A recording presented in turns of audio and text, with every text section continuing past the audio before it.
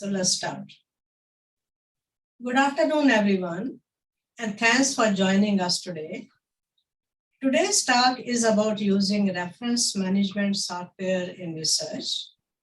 Reference management tools are an important part of any research process. They can help researchers write faster, research better, stay organized, collaborate easier, get published, and work from anywhere. In this presentation, we are using EndNote software for two different reasons. First, this is a widely used software in universities and research organizations. And second, my co-presenter, Adil Haider, is very fluent in using this software. Adil Haider is a pre-med junior in the Bachelor's of Health Sciences program at the McMaster University, Canada. He contacted me at the start of this year to volunteer in one of my HIV prevention and education projects in Pakistan.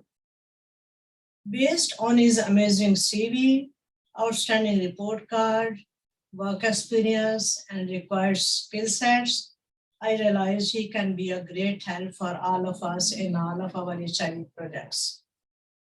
Adil has previous experience with publishing, editing, and citation management at the LT Institute in Toronto, and has contributed to 2 books and a few articles. He is currently serving as editor-in-chief of the McMaster University Journal of Public Health. I invited Adil to join HIV project in Pakistan, as well as the HIV and aging project, which I was starting with Dr. Tim Flanagan and one Brown University Med School student. Adil agreed and joined both of our teams. I asked him to create a reference database for the project, but also generalize it so it can be used in any HIV project research. Within a few weeks, Adil was ready to showcase his collection of more than 10,000 citations or records in his database and all other features to use that software. Today, he will be giving us an introduction to EndNote 20 software and will be showing us a demo of his database for HIV research. Before I invite Adil to start his presentation, just a few housekeeping tasks. This presentation is being recorded and will be posted at CFAR website after today or maybe tomorrow. So you can watch some videos later at your own time. Please write your questions in the chat box with your name and email. The presentation is very technical and we may not finish all these question answer session. So we'll address your questions if we missed your questions at the end, and we'll use your email provided in the chat box. Many thanks, and here you go, Adil. And you can share your screen now. Thank you. All right, so good afternoon, everybody, and thank you so much for the introduction, Dr. Lani. Today I'll be taking you through the usage of the EndNote 20 software, which you've all downloaded, and I'll be showing you how to download if you haven't. For reference management, I'll explain a little bit of what reference management is, what you can do with it. I'll be showing you how to operate and download this software, specifically the Windows desktop app. Though if you're using a Mac, all your functionality is going to be almost exactly the same. There'll just be a few differences in keyboard shortcuts.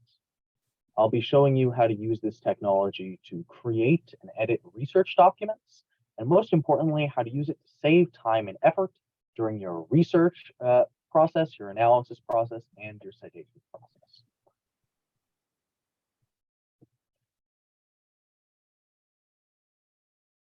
So today's talk is going to be just a brief introduction to the content focused on your initial user experience. I'll begin with an introduction to what exactly EndNote is and how to integrate it into your computer. Part 2 will cover how to integrate EndNote into your research workflow with citation gathering tools. Part 3 is all about EndNote librarianship, how you can use EndNote to better organize and improve research. Finally, in part 4, we'll cover what I think are the most powerful features and what we're all most interested in, how you can use EndNote to reference your papers. Throughout this presentation, I'll be pairing these slides with embedded videos to demonstrate the features I talk about on actual software or custom library I made just for this presentation. So I'll be skipping most of these videos. You can still find them when we post the slides, and I can come back to them on request. Finally, for the last 20 minutes, I'll be taking questions during a live demo of my personal life. All right, let's get right into it. So what even is EndNote? EndNote 20 is the latest edition of Clarivate Analytics reference management software.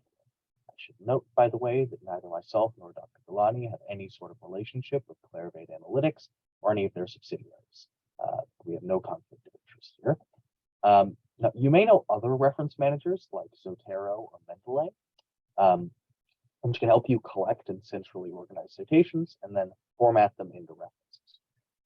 EndNote has similar functionality, though as you'll see, it can do far more than that, and I think presents the data much better.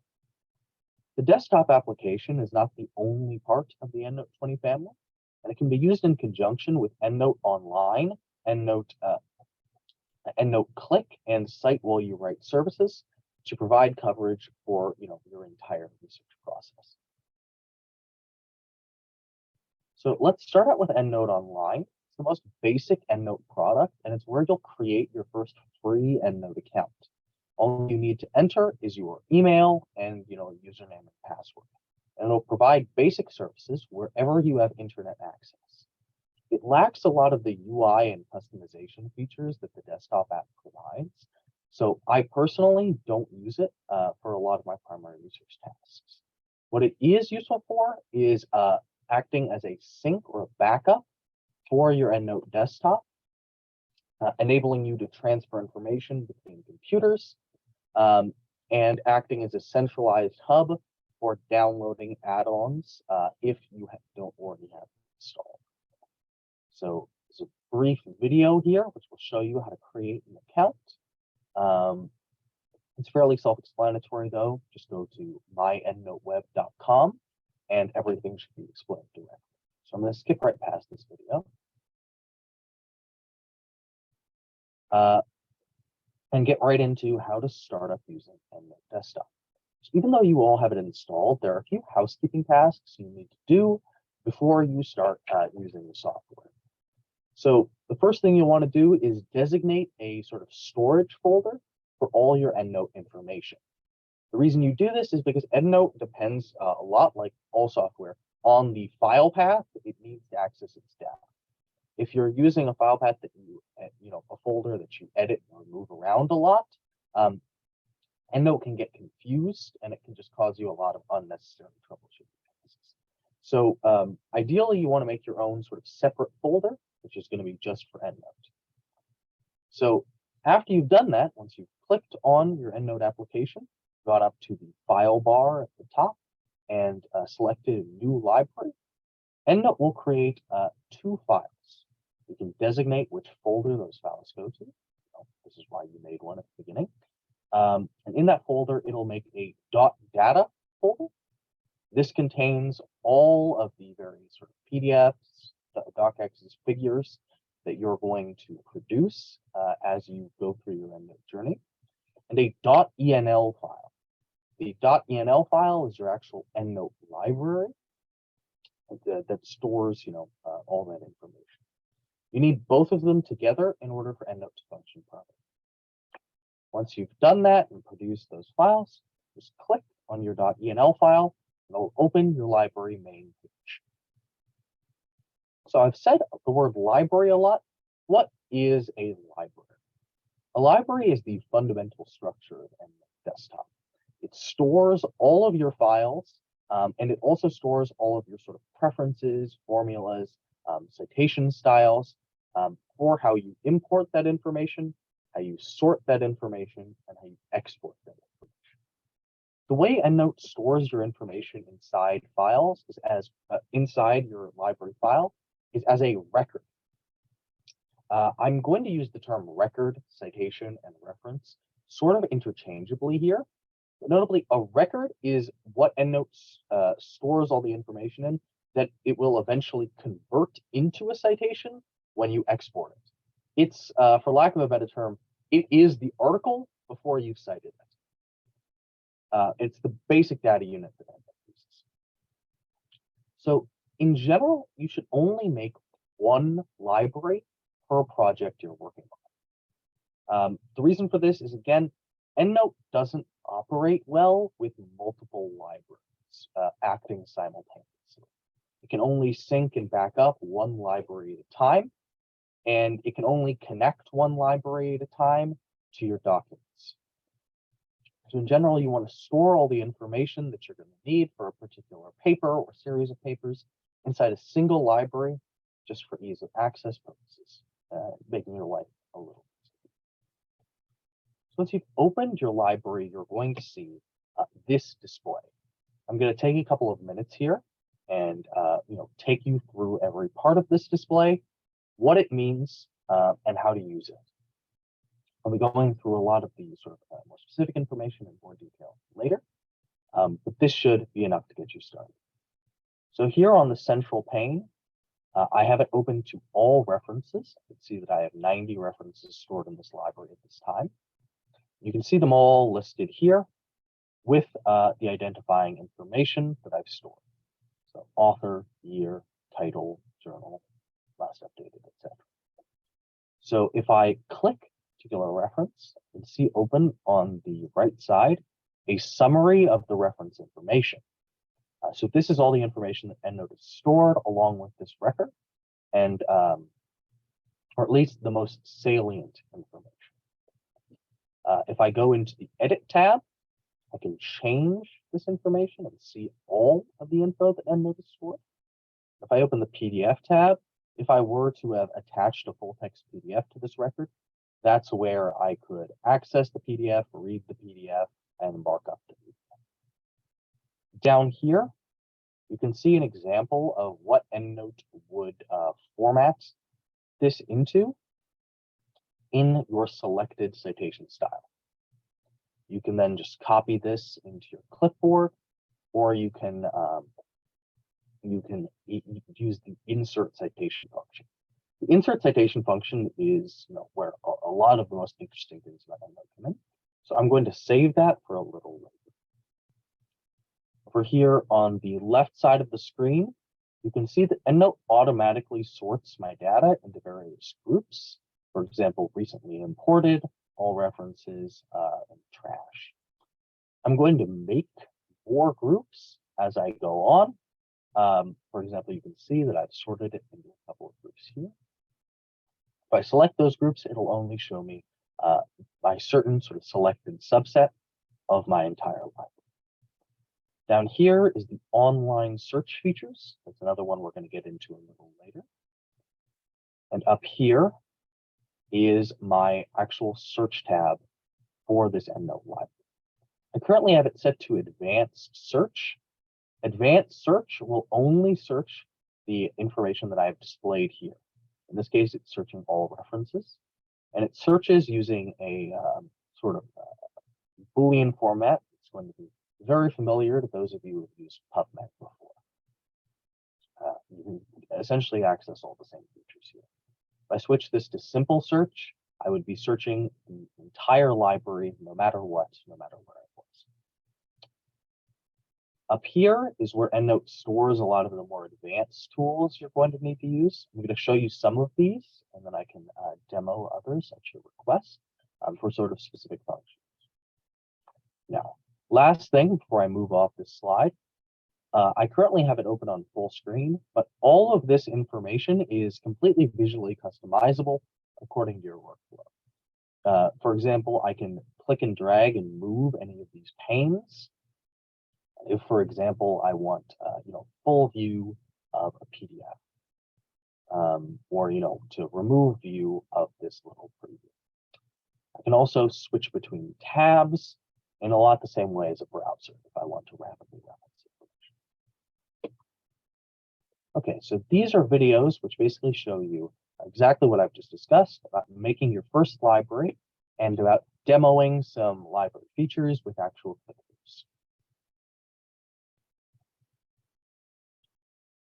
But unlike me, you're going to have an empty library to start. So you should probably get into the information you need to fill that library up with information. So the most simple citation strategy is manual input. You're almost never going to want to do this, as it's the least efficient means of entering a citation. You could do this at home, but when you're collecting research from paper records or records outside of the traditional academic ecosystem, like for example, newspaper articles, it's probably going to be your only option. So I've attached here a quick video on how you're going to want to do this.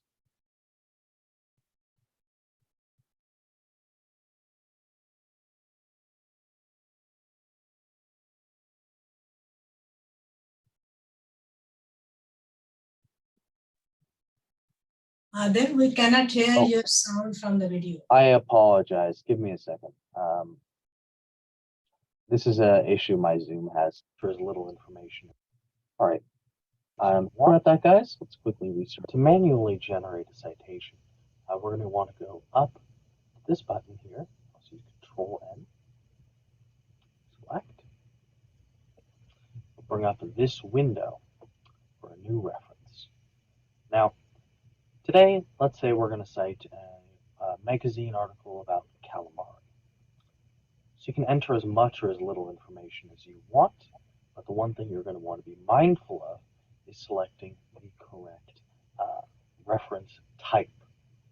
The reason for this is that the information you're prompted to provide might differ depending on what reference type you're going to be asked to include. So let me just enter in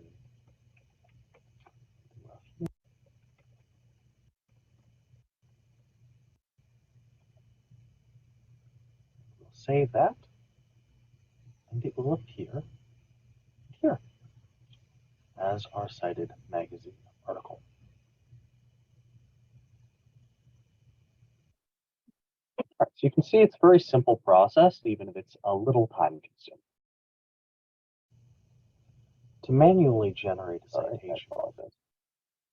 So another sort of non-traditional method of adding in citations is going to be importing PDFs, which you might have, just in terms of having downloaded them from another source, having them stored on your computer. Rest assured, you don't have to manually input the entire citation yourself. Instead, you can import the PDFs directly into EndNote using the File tab, and EndNote will automatically generate a citation and attach your selected PDF to that record. Because EndNote is not as smart as a person, though, it might have difficulty scanning the PDF and correctly extracting all of the necessary info. So you can use the Edit tab to change that citation and add in the information that EndNote is missed. Notably, if you want to import a whole folder, EndNote even has an option to preserve the file substructure of that folder in a grouping function, if you already have your information organized the way you like it on your computer. So I'm going to skip past the video demonstration for that and get to what I think you'll mainly be using for collecting research in EndNote, especially if you're doing something like a systematic review where you need to document where you've cited information from. And that is adding citations from a research tool like PubMed, Ovid Medline, or Web of Science. So EndNote allows you to mass import information from all of these sites, taking in hundreds of sources at a time based on your particular search. It even allows you to search these databases directly within the EndNote desktop app using the online search function that I showed you guys a little earlier. Notably, though, these sort of this online search function tool is necessarily generic. It won't provide you, for example, Ovid's subheadings features or Web of Science's analytics features, but it is still very useful. I'm going to show you guys a quick video demo of what that looks like. Okay, let's perform our first online search. So I'm going to go to PubMed here, And let's say that I want to, I'll go and select my author. This is all these sort of variation that I would normally find. And let's say I want to look for an article about shrimp, and I want it from 2022. Standard search operators. Just click the search button, and I get this big list of results. Okay. So if I select any of these options, you can see the summary, just like it was a citation that I'm using. And if I want, I don't have to select them individually. I can select these all at once.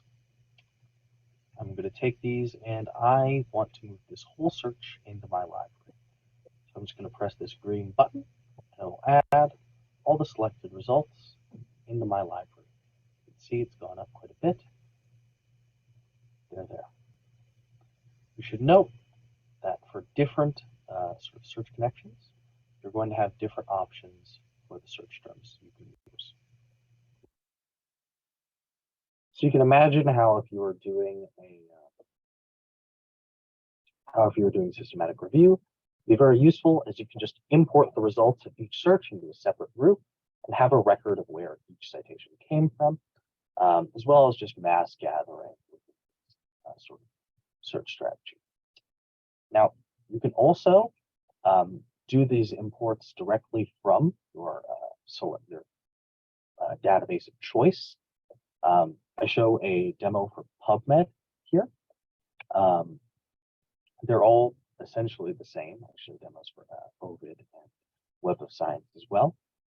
But when you're doing your search, usually at the very top, you'll see a send to or an export to button.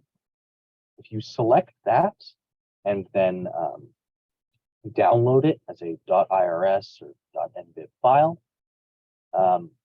and open that file, it'll automatically populate the results into EndNote.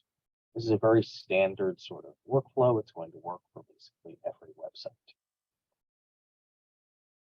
So in that case, I'm just going to. So once you successfully collected all these resources, you don't have to just use them as citation storage. You can add really as much information as you like to. EndNote allows you to add up to 40 files of any type and then link that directly to a selected record.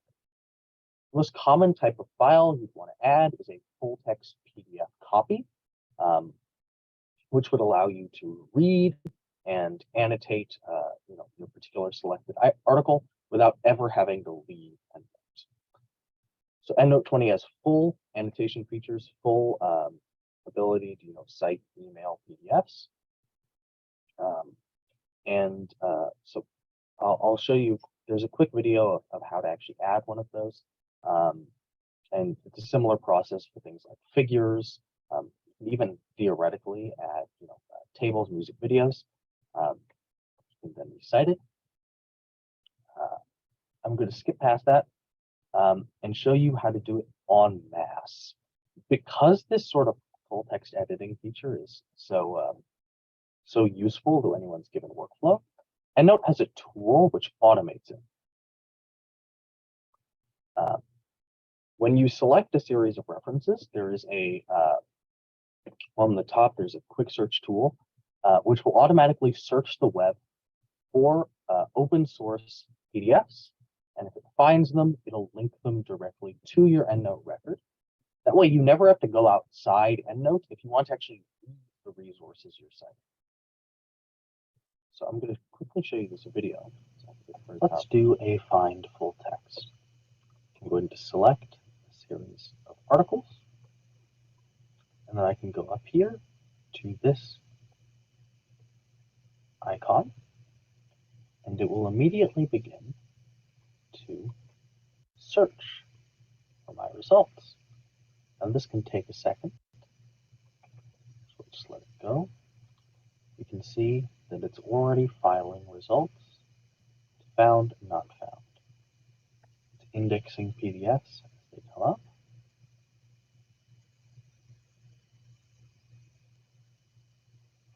And for results that it can't find, it's going to show me a found URL option, as you can see here. So this might take a while, so I'm going to stop the video here, but you can see it's very clear to use. And the results, where it has found results, so where it has found results, it'll show you a little paperclip icon to indicate that result has an attached file. And then it will only do this for up to 250 references at a time. So it might be slightly time consuming, but it's a lot easier than finding full text by hand. So there's one final way to collect resources into your EndNote library, and that's using the NoteClick browser extension. NoteClick is a fairly advanced feature, so I'm not going to demo it here unless we have a request at the end of the video. But it operates on any Chromium browser, including Google Chrome, and allows instant access to full-text PDFs as you browse. You can enter in your library's subscription information and gain, again, one-click access to all the various journals and data managers that your university is paid for. And if it can't find an institutional access, it'll also do the same for open access sources. When you use the one-click access, it'll automatically load your information into a cloud locker. From there, you can push it directly into your citation manager, or EndNote in particular. It'll even mirror, if you've made a search, you can open up the extension and it'll produce a mirror of that search and show exactly where you can get access to all of the search results, which is very useful if you're using something like Google Scholar, where there's not great integration for exporting citations.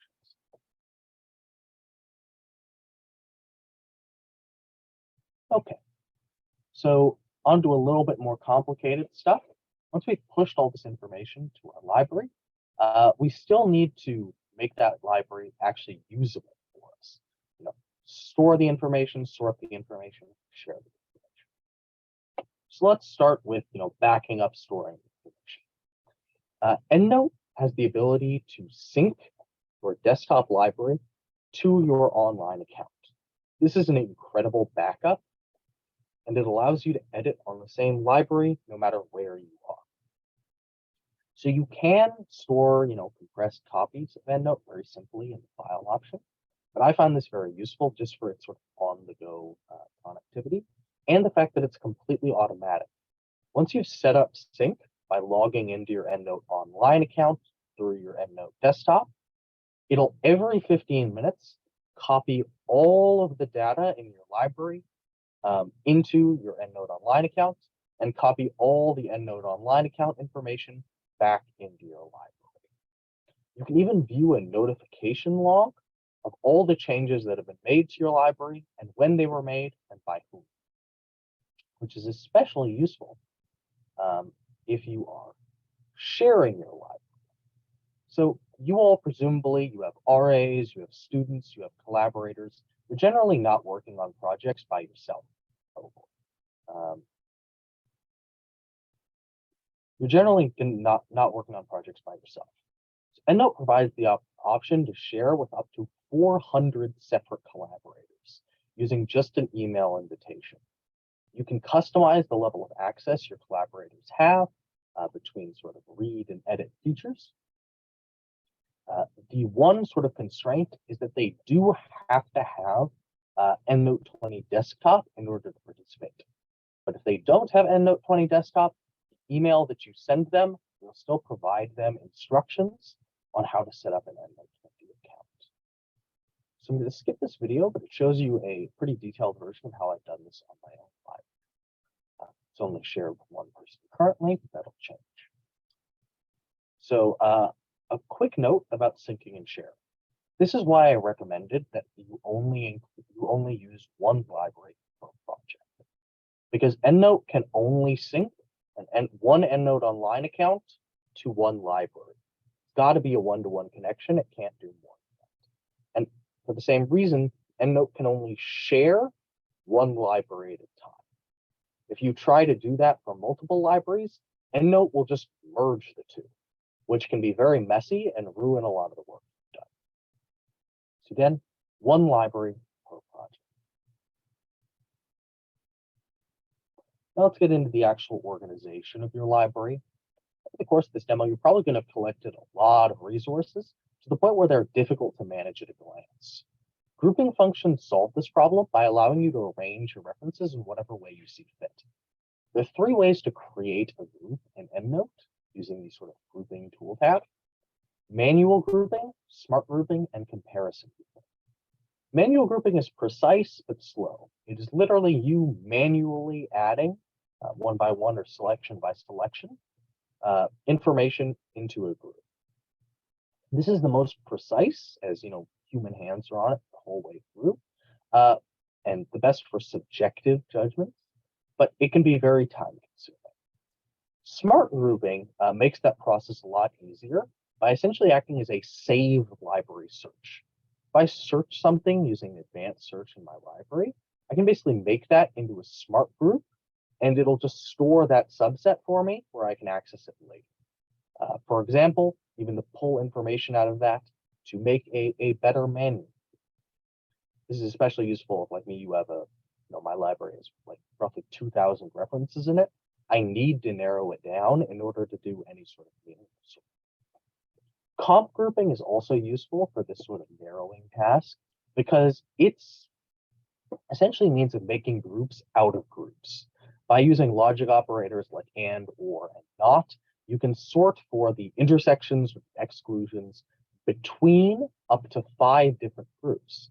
For example, if I was looking for, I want to get a subset of all the information that's in my kidney group and in my liver group for, articles that involve both. I can set up a comp group and it'll automatically create that composite subset for it.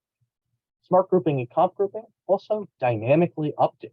So if you add more information to your library, the search will expand automatically by itself.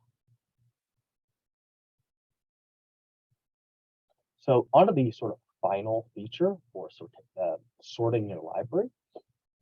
Sorting your library is very useful in order to decide what information appears at the sort of top of your screen, right in front of your eyes, when you open up a group or when you do a search. You can do this through a sorting function, which essentially sets the way that categories are prioritized. An example of this is the author name year title search, in which case your results would be sorted first by the name of the author, second by when it came out, and lastly by the title alphabetically, where the former two are the same. You can even add subjective elements to your sorting by using EndNote's rating system. EndNote allows you to provide a sort of read or unread or 1 or 0 through 5 star ranking to every single one of your records. So if you have information that you think is particularly useful, it's going to want to be, your first point of call for all research needs. You can give it a 5-star rating and set it to the set rating to the front of your sorting function. And then your favorite articles will always be first. A thing I like to do as well for this is set file attachment to the top of my sorting function, meaning that the articles that I can read inside of my desktop app, again, always appear first.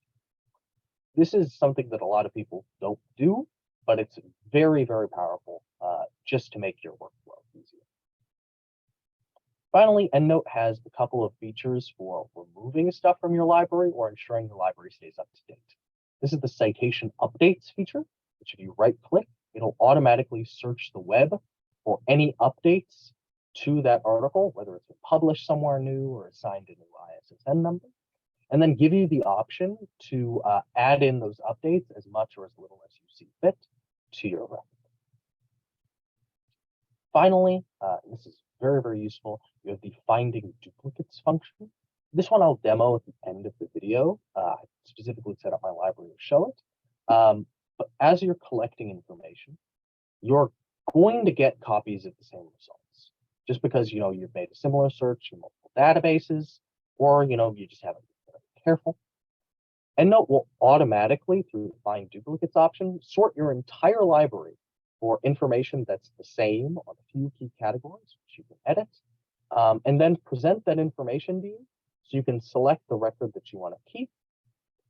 Or there's a quick shortcut, which I'll demo later, which allows you to delete all of your duplicates at once, keeping your library clean and organized. There's also options to access Web of Science features integrated into your EndNote, like source record, related records, or citation reports. Though this is really only useful for articles that you pulled from the Web of Science. Okay, so as we near the end of your presentation, let's get into what I think is what we're all here for, authoring features. These would have saved me so much time had I known about them a couple of years ago. So I'm going to devote a lot of time in the demo to showing these off. So the main way that authoring features work in EndNote is through the Cite While You Write plugin. This will be automatically installed when you downloaded EndNote for the first time. However, if they are not showing up, you can always go to your Microsoft Word, click Enable Add-ins, and it should show up for you to be able to import directly in Cite While You Write. You can also download it from a lot of other sources. The Cite While You Write plugin allows direct cross-connection between your EndNote desktop and your Microsoft Word. It basically lets your library talk directly to your document. This enables you to import citations in any style you like directly into your document and automatically format your whole document with whatever style you want at the point of your cursor. So it's difficult to explain. So honestly, I'm just going to try to show you. So I've prepared a couple of documents. Demo here.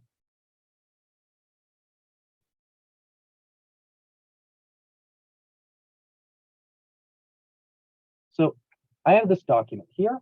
Let's say I've written a example sentence. And I want to enter a citation for this stuff. So in that case, I'll go to my EndNote 20 tab and select Insert Citation. Selecting Insert Citation brings me up this lovely little side window where I can search my library. I can, this is an example of my search history. I'm just going to say I'm searching for articles about bone, and I want Zhang 2020. If I select Insert here, it'll automatically format in Vancouver style a in-text citation and a bibliography. If I want to change the style, I can do that right here. Let's say I want it in BMC Biology or APA 7, and it'll automatically convert the whole sort of thing. I've currently set this to instant formatting on. It defaults to off. If you have it off, it won't automatically convert to these new ones. You'll have to select and sort of enter that manually. There's no real harm to having instant formatting on, though. So I'd recommend that you just leave it on consistently. So there's a couple of ways of doing this outside of just using the insert citation button. For example, let's say I've opened up my EndNote library and I have selected a couple of references that I want to add in. Let's say these ones. If I make that selection and then go in to Insert Citation, drop-down menu, click Insert Selected Citations, it'll drop in all three of those, again, right at the point of my cursor. There's a couple of other ways to do this, which again, they're all duplicative, but I'm showing this to you just to make sure that, when you're actually working, you know all the ways to do this as quickly as possible. These are the Insert Citation button. EndNote can manage up to 250 at a time. Should you select point of cursor, it'll again make a new one. And finally, as I mentioned earlier, this insert button down in the bottom right corner, which will also have the same effect. So, despite the sort of power of this functionality, it's not the only useful thing to do. EndNote, if I select, for example, let's say I just want to make a plain bibliography. I'm not citing information, I just want to make a bibliography. I want to, just show off to someone a list of my stuff. So say I want to display it in ANREV planetary sci. I want all these articles, I want to form a bibliography. All I have to do is select Control K, or I can right click and select Copy Formatted Reference. And then Control V. And it automatically enters all that information correctly formatted, but as plain text. This won't auto format because it's not like these are a link back to the EndNote database. It's just plain text.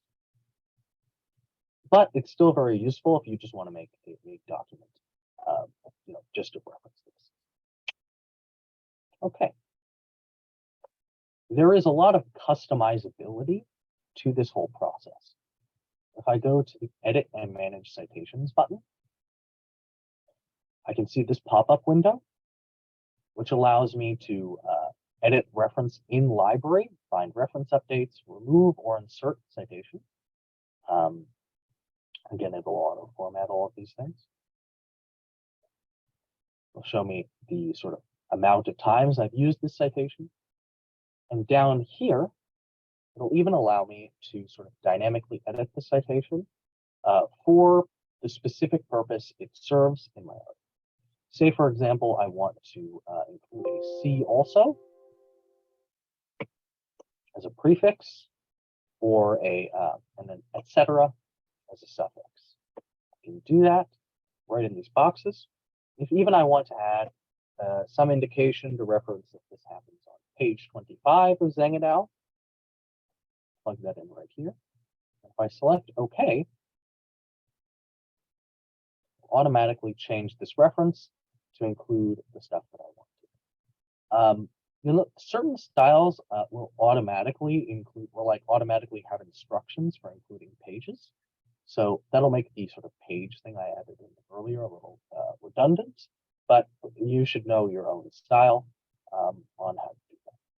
You can even change the tools function down here how your bibliography is configured.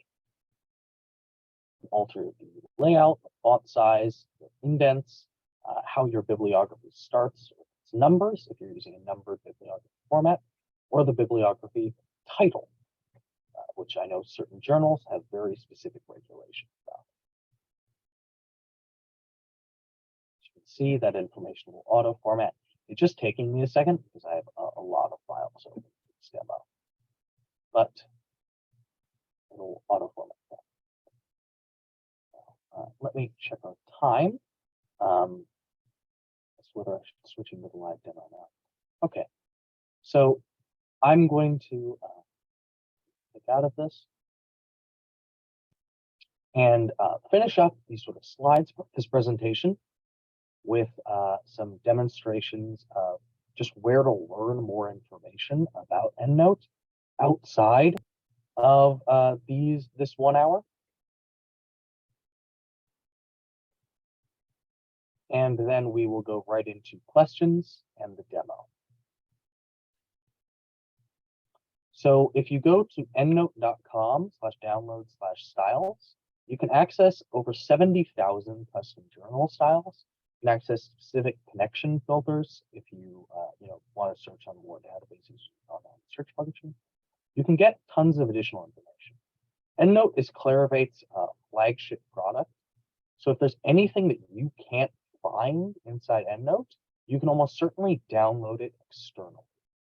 So I showed you how to click through several styles there. That is obviously not the complete limit. If I click add more styles, I could even access, I think at least a couple thousand more that have come auto-downloaded, but that is never going to be your limit factor. EndNote also devotes a lot of resources into training. So EndNote is a feature with almost endless customizability, beyond the point that I can even explain here. So Clarivate Analytics provides professional training and professional with like professional trainers and training copies of EndNote for interested libraries, which can be booked on the EndNote website. If you want to learn by yourself, which is how I taught myself, the YouTube channel EndNote Training will provide you live demos of almost every feature and more that I've mentioned here, and recordings of classes. And finally, if even that isn't enough, if you go to the URL displayed here, you can find over 600 pages of documentation on every single button or option that EndNote has. So, all right, thank you so much for giving me time. We're going to move into the demo now and start answering some questions if we have any. But if we don't get to it, you can always email me at the email displayed on screen, and I'll do my best to answer your questions. Or if you enter email with your question, we'll get back to you right after the presentation. Okay. Many thanks, Adil. This was great, actually. So I want to ask if anyone have any questions. Otherwise, I can start with my question, actually. So Adil, if you can open the HIV research database and then please show us that if we have Microsoft Word document open and we have our reference and we are working within text, we want to remove one of the references from that document. I want to see how the reference list will be updated. Absolutely. So you can see, by the way, this is something I didn't get the chance to mention, but EndNote automatically stores and shows you which references are attached to which document. You can do this for an almost arbitrary amount of documents. But if we go into Microsoft Word here, I have my document open. I decide that I actually don't want Zeng et al. To go here. I go to Edit and Manage Citations, Edit Reference, and go to Remove Citation.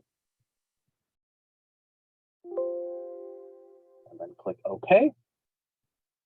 Zeng et al. Disappears. It disappears from the reference list. It'll reorder everything in order to sort of put that back together. Can you please show us in in numbers, references and numbers? I want to see how the numbers moves. Sure, absolutely. So let's see. So if I convert this to Vancouver style, and then do the exact same thing.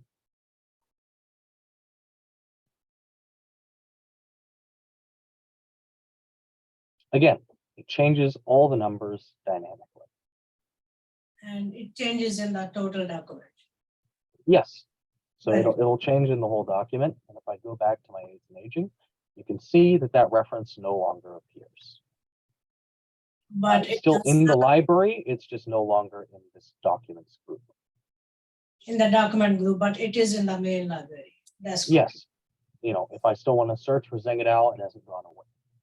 And can you please show us how to update any citation within the library? All right, yeah, so of course, let's say that I have here, Corda, or let's go for a more recent, Abbas 2018. I want to make sure that this information is as up to date as it can.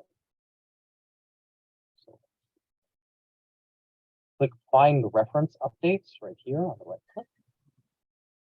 It's going to search the web for updates to my reference, and it'll show me this window here.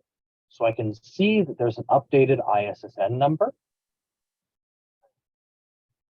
And thankfully, nothing else about this reference has changed. The abstract has changed. There's an updated version of the abstract. There's an updated version of the sort of note or research notes that are included on this. There's an updated, shorter URL. And a sort of updated information about what database this is stored in. In this case, MedLab. So if I click Update All Fields, references are up to date. it'll automatically change this info, right? So if I wanted, it updated the information, but did not keep the old record, right? yeah, so it didn't keep the old record. So I could, I could select which information that I wanted to include in the new record, but no, it doesn't make a copy automatically. I'm sure there's a preference you can change for that. But if I wanted to do that sort of inside, I could also go and use this button to do the same thing. Find reference updates from inside my document. So every time we update any reference in the library, we have to go into document and update the references. Yeah, so it'll usually do this automatically. But if it's not showing, you can always update citations in bibliography. You can use this button too. I know there's a couple of options. If it's just running slowly, you can always just click a button to just remind it what it has to do. Okay, so I want to ask if anyone else have any question, please let us know. Otherwise, I do have one more question. Yeah. And there's one more demo I'd just like to show for a particular feature, which I think could be very helpful if there's no other question. So Adil, my question is, I generally keep different copies of my document, and whenever I make any significant changes, I create the copy of that document with the V2, V3 substitution. Yeah. So when we move document to a newer version, the reference library, it stays with the new document. It's like it is attached with both documents, right? Yes. So every single Word document stores within it all the information it needs to access the EndNote desktop. This means that even if were I to share this document with another person who doesn't have access to my library, they can still go back because that library information is stored inside the actual docx file. So if I wanted here to, I'd say, okay, convert to unformatted citations. This will now show me all of these sort of, this is the actual link instructions for it to get back to the library. If I copy this here, and then paste it into my new document, EndNote 20, and then convert Word citations to EndNote.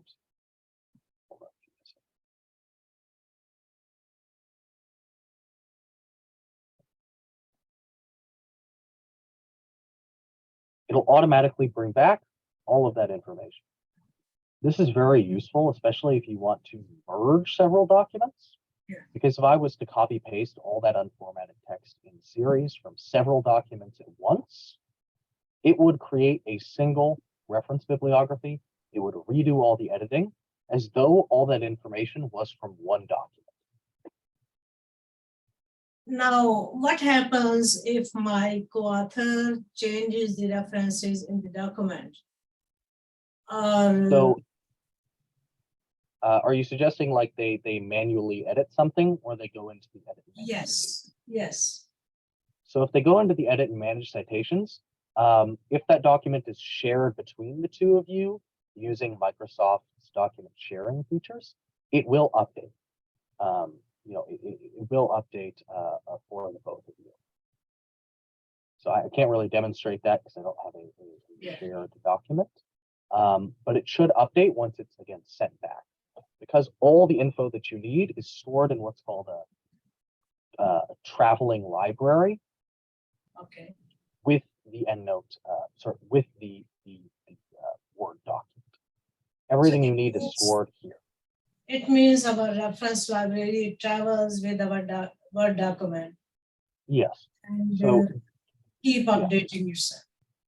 Yes. This might be very useful for publishing specifically. Publishers generally don't accept documents that are still in this sort of EndNote friendly format, because it makes the document way larger.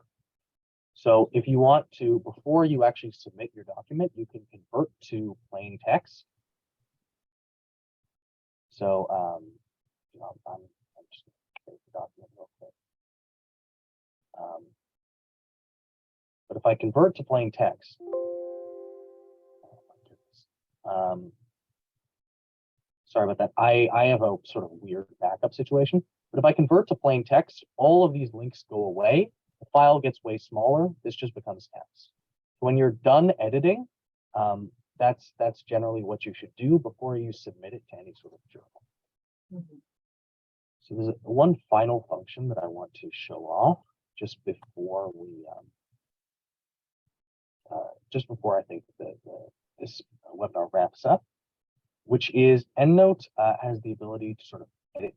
Not only can I select another style from the styles library, but also if I go into EndNote here, I have the option to edit styles. Sorry. Yeah, if I go into output styles, I can edit my imported styles. I want to edit Vancouver. I can go into templates. This will show me how Vancouver usually outputs, for example, in this case, in-text citations. I can go in and change this information. For example, if I wanted author to show up as a superscript, if I made this into a superscript, it would automatically create an edited version of Vancouver, which from now on will display authors as superscripts.